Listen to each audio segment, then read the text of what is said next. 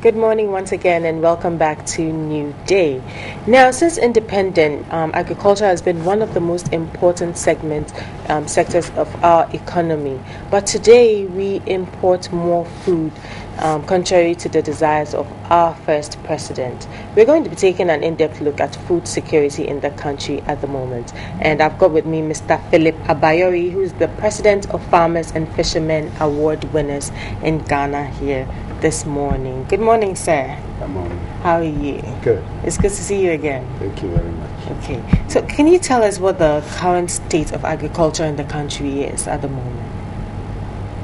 Yeah, we are producing. Are we producing enough? Yeah, in some of the staples we are doing very well. That's the root and tubers.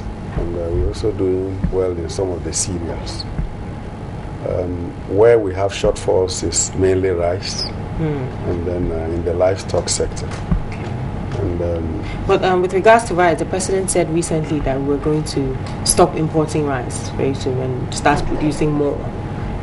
I think he did not say we are going to stop importing, but he said we will increase production to be able to curtail the imports. Is that possible? Very, very possible. Will we be able to produce enough to sustain us? Yeah, we had done it before. Check the record from 1972 to 1989. We were producing 90% of our rice. So what happened? It all happened because of the ERP, the Economic Recovery Program, and the structural adjustment. Government was then leading in the agricultural sector, subsidizing heavily. So it gave opportunity for farmers and to be able to produce under some conditions that were very, good. And government was also subsidizing, and also, the needed infrastructure for post-harvest was available. So we have institutions like food distribution.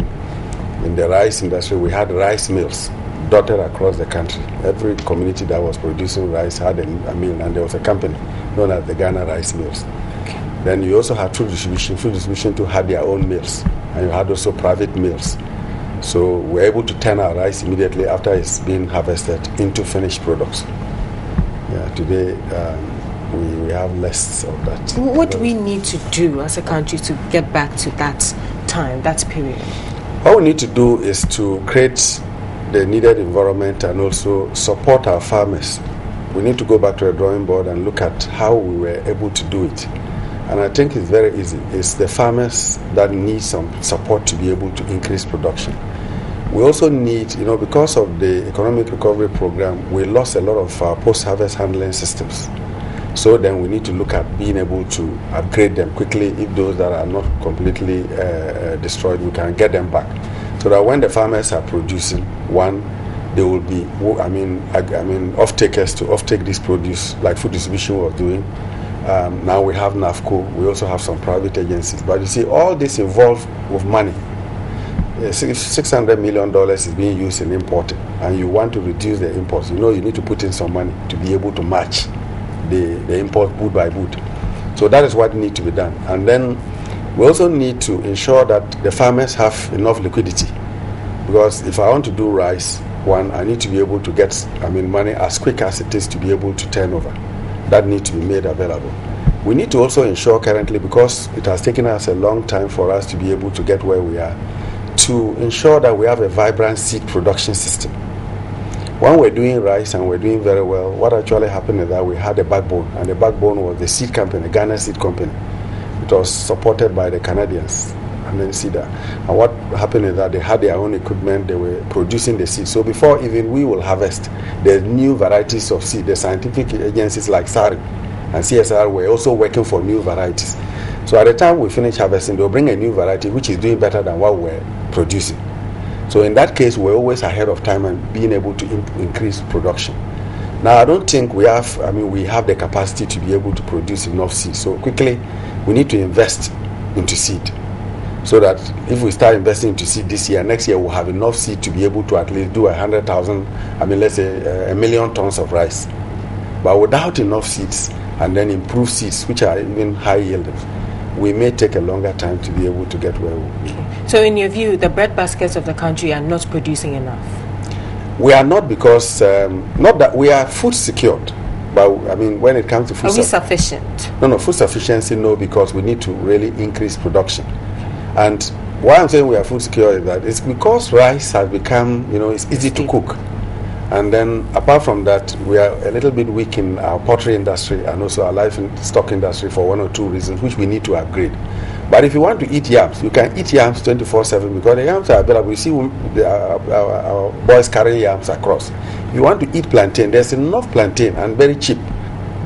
You get the point. If you want to eat beans, they are available. But it is because we have all developed a taste of when you get home now, you just want within 5 minutes to put something in your microwave, and rice is able to do that. And that has been one of the issues. The next thing is to look at the poultry industry, as I've said, and then also the livestock industry, intensive production. So that what we can do is that we can upscale. And if we do this consistently for 2 years, if the investment is there, we can turn around. Because rice we can produce 3 times a year if the conditions are right. We also need to be able to get irrigation systems, not like dams. Now, you have a lot of rivers because Burkina Faso have damped their water bodies. Behind coming to Ghana, there are pockets of water that is lying down there. So if we can support our farmers to have pumps that you mount it behind the tractor, you can park there and do 50 acres of rice. And you have 1,000 farmers doing that or 10,000 farmers doing that. We need to produce 24/7 so that at the end of the day, not only waiting for the rains, so that if the rains do not come, we'll not be able to have a harvest. So we have the potential, we have the competitive and comparative advantage to be able to upscale and even export our rice and all other commodities. What about our buffer stock system? Yeah, the buffer stock system, for instance, what has really happened is that, food distribution, as I said, was one of the hubs that was picking up produce. They could pick up produce from the Upper East region, ensure that there is, some quantity across the country so that there's even distribution of food, so that price disparities will not happen. Over the years, because food distribution, became defunct, we had our market women who are really supporting by going in to pick up what the farmers have, but they also do not have the needed capital to be able to mop up whatever the farmers are having. So each time there are gluts.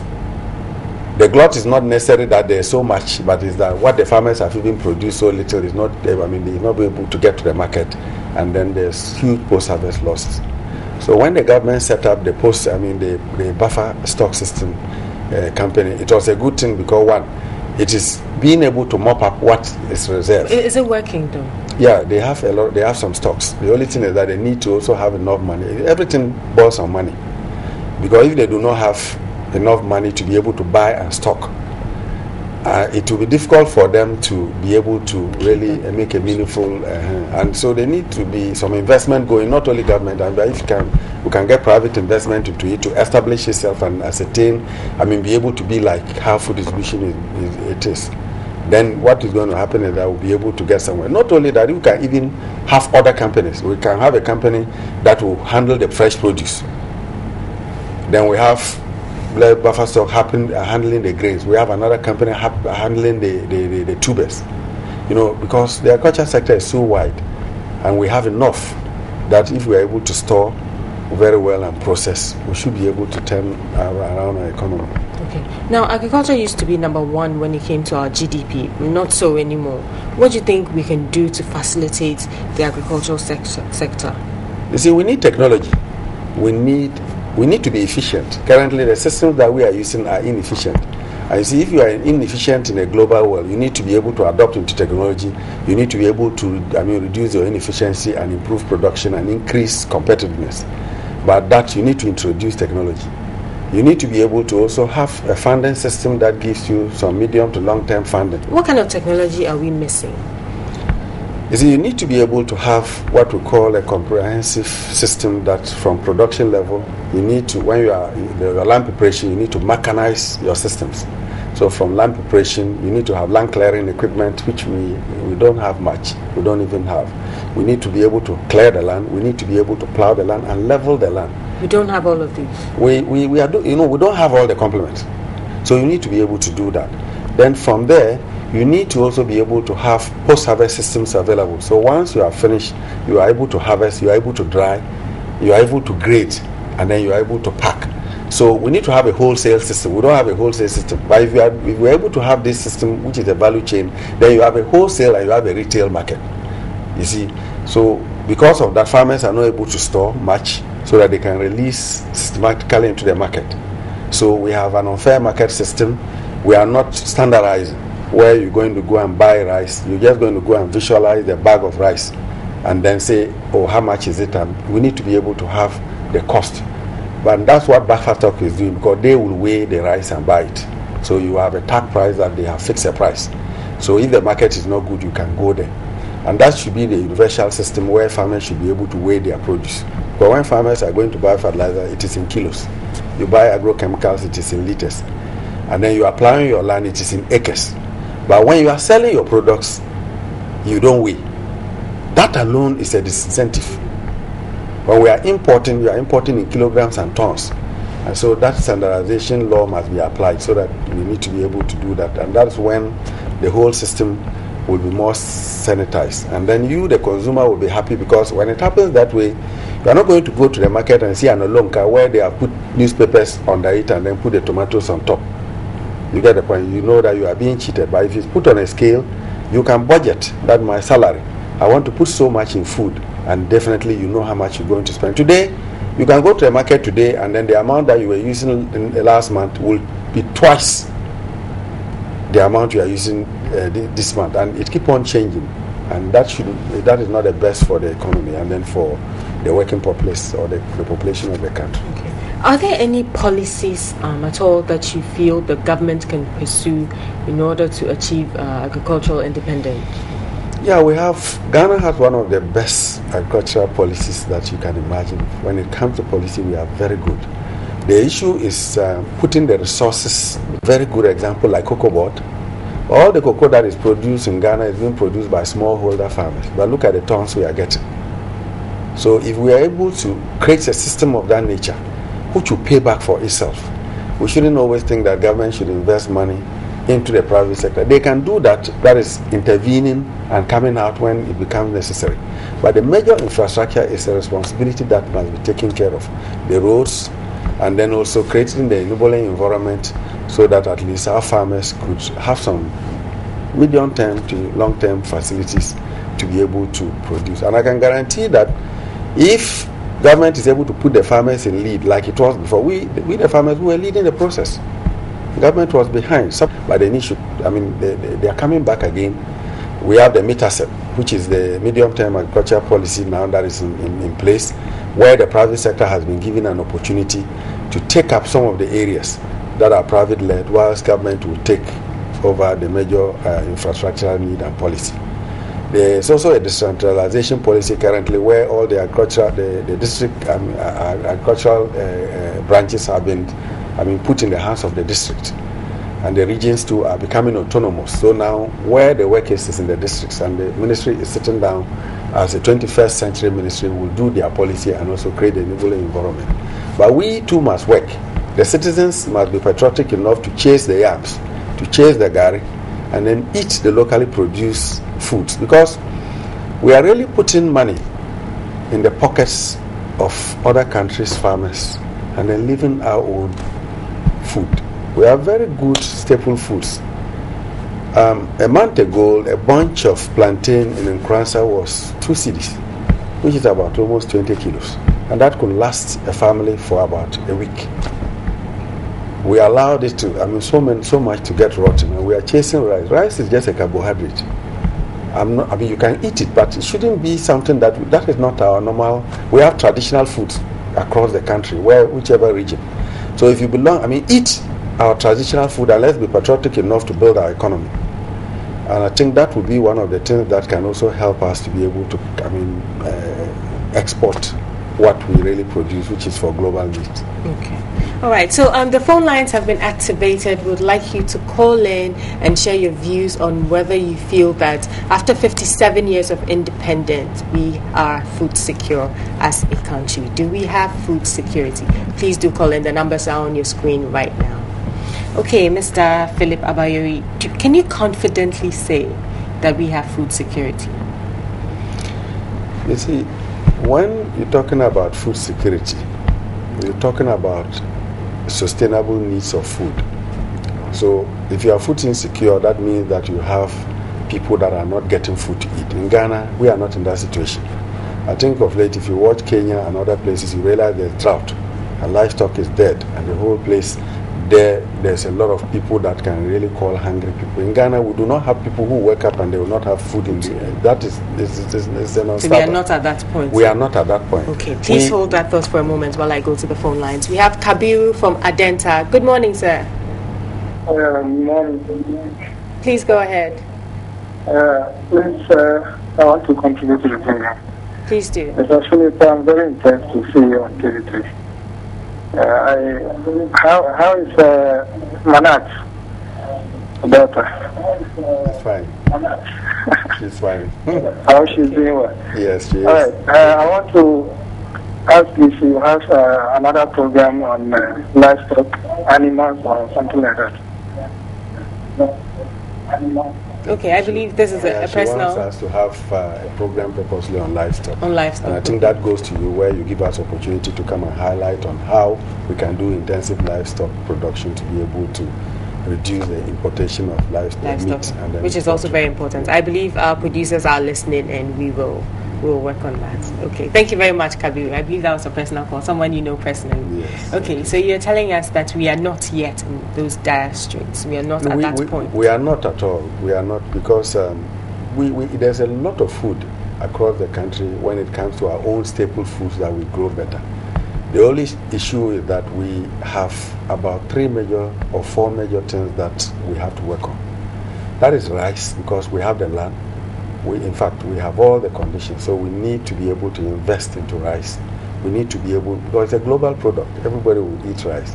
We need to be able to... So the issue here is what? If we have all the needed... We need to put in money. It's just about money. It's 600 or 800 million is being used. And these are people, the importers, that is the business that they are doing. But I have been spoken to a few of them, and they say, look, why do we go and then buy rice from Vietnam and But how good is the local rice, though? The local rice, we have varieties that are good. As the perfume rice, we have the perfume rice in Ghana that our farmers are growing at Astraritono and other places at Sugakope. It tastes better. But the issue is that that's why I talk about efficiency. We need to reduce the cost of production and then also increase production so that the price of that local rice should be cheaper than the imported rice.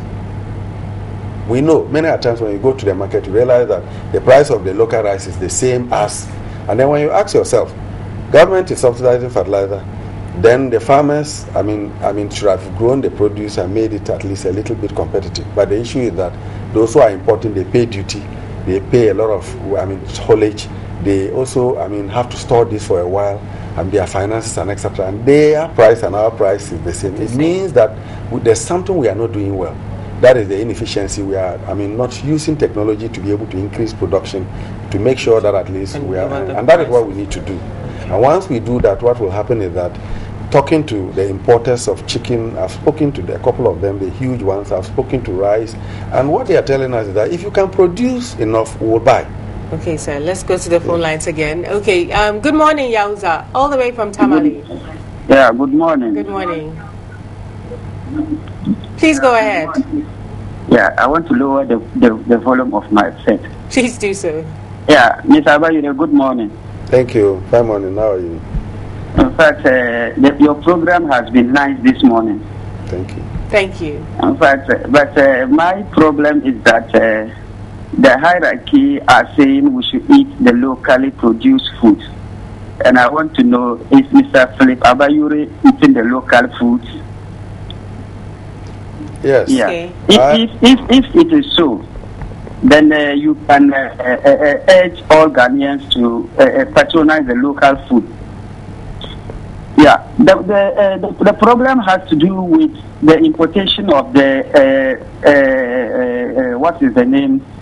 The Thai rice and all that type of rice that has been imported from the United States of America. We urging the government to put a stop to all those importations so that the local farmers can produce more rice for the consumption of the nation. If the importation is not stopped, it cripples the farmers, so we can produce much. As I speak, I'm a farmer. But the local producer, if we produce them, if we have no market due to the importation of the foreign rice. So we urging you, the stakeholders, to go closer to the government and then urge him to stop all those kind of things that they are importing. It doesn't help the nation.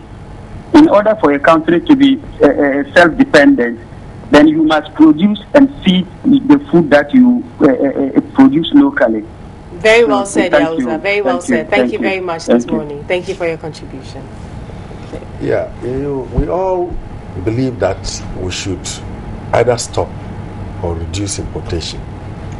But one thing we should be conscious of is that you realize that our people have the taste to eat the rice. So today, if you stop, you go and ban rice importation, you know what will happen into this country if we don't have the rice for people to eat? People will go to the streets because you are preventing them. The basic human rights is what? People must eat food, they must drink water. So what we need to do, as Yauza is saying, is that we need to quickly start having enough seed, have enough equipment, prepare our irrigation systems, and then within rice is 4 months you are harvesting the rice.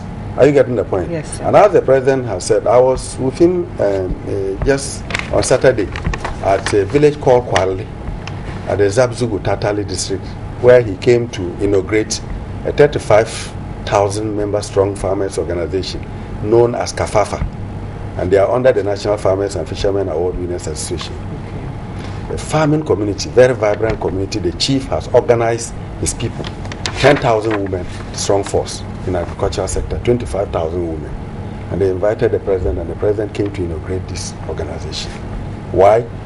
The chief sees the need to mobilize his people for production, to produce enough food. He is looking for the environment to be created. He needs bridges to be done so that the food can cross to wherever the food is needed. He is looking for support for infrastructure and equipment. And this is what we are looking for. If we can mobilize our people and then we tell government, this is the land. The chief said, look, the land is there. And we produce and everything is being put in place. What is going to happen is that we can turn around. But we must be committed to put the resources.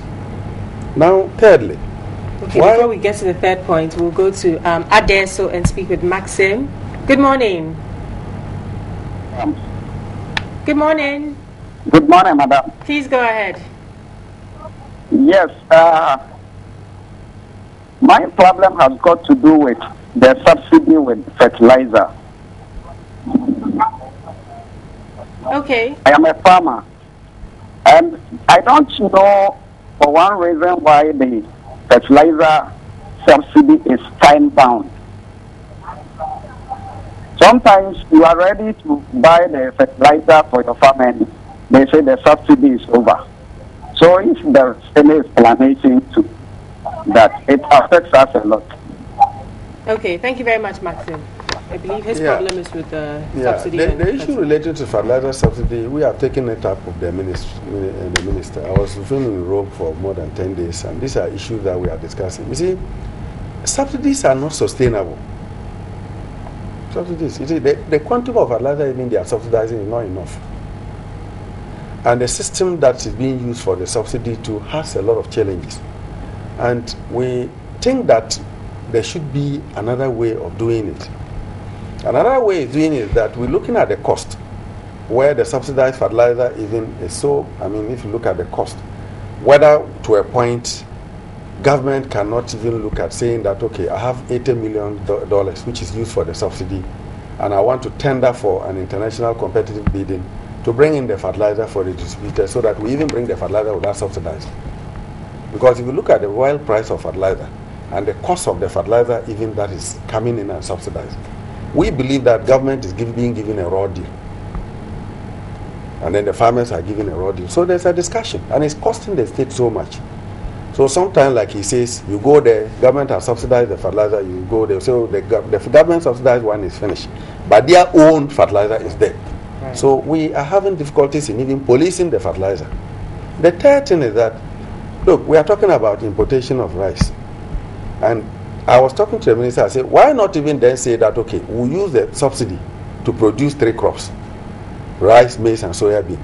Those who are into palm will not get palm trees will not get the fertilizer because they are having, it's an economic tree that lasts for 20 years or something like that, and they are not, it's not a food security crop. You get the point? Though it's good for the economy, for oil and exercise, it's not a food security crop. So we'll put the fertilizer into our food security. That alone means that we have put $40 million into rice, the fertilizer, $40 million into buying fertilizer to put into our rice. We'll be able to do that. We need to target something, the interventions that government does. Other than that, we spread so much, at the end of the day, we see nothing or there are issues. So these are issues I think that they are on discussion, and then we are discussing with the ministry, and the minister is listening to find another way to ensure that this fertilizer, other government will look at doing it differently so that at least we can get some benefit from it. But in general, what I will say is that we need to focus on agriculture to turn this economy. A few weeks ago, there was issue relating to our dollar. And if you look at where the dollar is going, it's going to import of food. Because if you look, we are importing chicken and etc. and etc. And we should support the agricultural sector.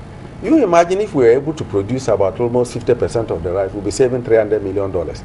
Tomatoes, if we are able to produce all of it, which we have capacity of doing, we'll just cancel it. Chicken. So the issue is that I will also urge those that advise government, because many a times the government needs advice. And what we are doing here may be taken or not taken, to give the government the right picture of what is on the ground. And also be patriotic enough to know that whatever happens, you are in the country. So if you give bad advice or you do not do your work very well and think that you are doing something, you are doing yourself. So that together we can build this nation, we can put our children into employment. Currently you can't employ people. This is the sector. An example was that if you look at agri sector, for instance, we can employ 10,000 people, every 2 months. Why? You need tractor operators. We do not have, if you call tractor operator, if you say a tractor operator, you need to be able to do what we call the whole mechanized system. You should operate a combine harvester, you should be able to use a leveler, you should be able to use a planter, you should be able to do so much. But you just have a tractor operator who can plow and harrow. That's what we have. We need to be able to give young people opportunity to enroll into the agricultural schools to learn. We don't even have farm managers. If you want to invest in agriculture, you must be the farm manager yourself. We need to quickly train a lot of farm managers. Anybody who wants to do it, come. We'll train you for 6 months or even 1 year, intensive farm management course, and give you a certificate. Now, even if you don't get the work and you are driving a taxi, somebody will have an idea, I want to do a farm. You say, I'm a farm manager, I can manage your farm. You have a job. Okay, please let's go to the phone lines and speak to our last caller, Eji. This is our very last call. Good morning, Eji. Good morning, madam. Please go ahead. And I want to know the difference between manure and fertilizer that they have been using. Because I realize that former days they are using manure. And that manure that they have been using non-fertilizer, what difference do they get inside? And what benefit do we get from the fertilizer that they have been using? Okay. Thank you very much, Eji. Eji would like to know the difference between manure. Manure is a natural product coming from the biomass, which is a very good thing and can sustain a soil for a very long time. So what happens is that if you are using manure, it's natural. Whatever you produce is natural. But conventional fertilizer is where chemical fertilizers are used. And the difference is that both can do the same thing. If you put very good manure, enough manure into the soil, it will boost the crop. But you need to put so much to be able to sustain the crop. So manure and fertilizer because it's chemical, but manure too works better. It's even healthy. The manure is even, if you look at, because it's direct, natural, and etc. So I also encourage that we should be able to use the biomass, create a lot of, use part of the waste that we have to generate enough, manure, where we can spread in our farms. I think it's something that needs to be considered, and that will also reduce our fertilizer imports. Yeah. Okay, so your last words before we wrap up. My last words are that I am urging the government, as the president has said, we the farmers are ready to produce enough food for this country. We want to be given a challenge that these resources have been put available and we have failed. We want to really support the country to grow more food so that we can reduce the import bill. We can also ensure that at least we can employ our youth so that our country's economy will be good. Because whenever there are issues relating to the economy, it brings high cost of production to us. So we are putting ourselves available to be able to support the government and the people of Ghana to grow more food, quality food, for example. And all I'll say is that the standards on all agricultural produce in Ghana should be an issue. We should be able to look and upgrade our standards so that if you are importing anything into this country, it must match the quality of the local produce. That is also something to let people not bring in whatever. You go in to buy chicken, perhaps the chicken has been stored for 10 years. The chemicals that have been used to process, that we need to give a standard. We will only take 1 year chicken or 6 month chicken. If the chicken is above some, or rice, we won't take rice above 2 years. All this is part of a calculated way of being able to ensure that people will not bring substandard produce, and also people then will be able to look at two qualities. My local quality is good. But if those standards are not even in place and we are doing production, people will find their own way, because we are in a global world, to put up things that will compete fully with us, but the quality is not good. All right. Thank you very much, Mr. Philip Abayori, who's the president of Farmers and Fishermen Award Winners right here in Ghana.